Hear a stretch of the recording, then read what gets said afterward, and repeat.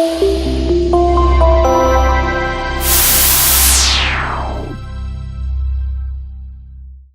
everybody, this is John Costigan. In this segment, I know it's probably going to be a unique name, but it's called Hope. It's about hope in sales and how this can help you if you change your opinion on this a little bit.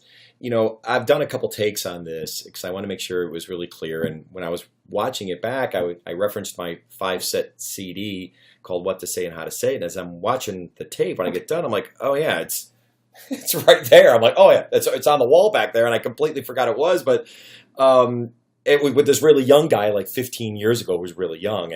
But the reason why I'm referencing that CD is because back then I used to say yes is a great answer, no is a good answer, and maybe stinks. And let me stop. I still agree with that. Okay, but the one thing I want to say is this: time does kill all deals. Okay, I agree with that. But do me a favor. Don't kill yourself on the deal. And I know that sounds weird, but don't do something that's going to kill your opportunity to win the deal because you were so darn pushy on trying to follow this yes is great, no is good, and maybe stinks. And I always say make sure you get the no early on so you don't exhaust your resources. Well, I've seen people sometimes mess up and they go for the no so hard they get the no. I know there's concepts like, hey, go for the no. I get it. I love that too. Get the no early. But sometimes you've done it so hard that you're getting a lot of no's. And sure, there can be something that's liberating about it. Absolutely. It's kind of nice when you get to hang up and go, cool, great. We've lost. Great. I'm glad I found out early. We can now move on. And there's not a lot of situations where that works. But the reason why I mentioned about hope is a good thing is because it's not a no.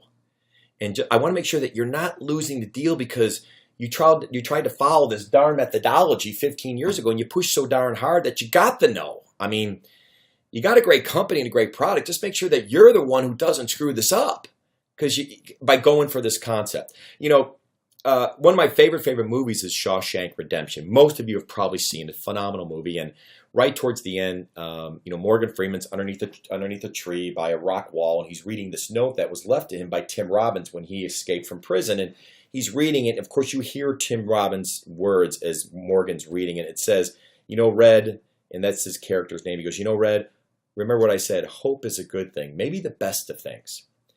I don't know if it's the best of things in sales, but it definitely plays a role. Don't lose your opportunity because you're trying to push so hard to get the no that you might have gotten a yes a little bit farther down the road, but you were impatient. Okay? I'm also a big believer that yes, if you want to stay in front of them, it requires nothing to put that in your tickler file, put it 2-3 weeks out. Don't put it in a forecast, obviously. It's not a real opportunity, but you stay engaged. You send a white paper. You bring value. You just don't keep going, hey, how you doing? There's a whole different thing you could do there about giving them value, giving them information where they're looking at you as a resource. That's what you want. But that takes nothing. It's a quick email every 3 weeks or so. Stay in front of them. I'll stay Hope Alley there just to do that. So I would stay with Hope on that. Okay, but when they say, why don't you fly out? I need to have more of this. Give me a proposal. Then you can get back on the phone and qualify a little bit harder because maybe they now have a need and they've cracked open the door. I will tell you, just before we leave, we had a sales rep for one of my largest clients, a software company up in Burlington, Massachusetts, where this rep stayed engaged and they virtually said, nope, we're with their number one competitor. He goes, we're with these folks. We've been in forever. We're not gonna change. And he just stayed in there, kept staying, sent an email about every 3-4 weeks. And his name's Mark. The rep's name. Well, next thing you know, he pinged this person, and the VP called him up and said, you know something? They just screwed up. You just got another shot to get back in, and they nailed this deal, and it was huge. The deal was so big, it probably should have gone to the field, but since this inside rep did such a great job, they wanted to work with him.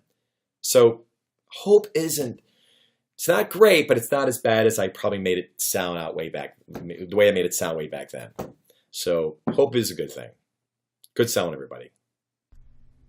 Hey everybody, John Costigan here. The toughest part to any sale is getting in the door, right? Tell you what, click on the URL below this video or go to costigantraining.com/free week. Take the first step of solving this huge problem of getting in the door. It's 5 days, 5 clips, less than 5 minutes. Click on the link. We'll see you in a few seconds.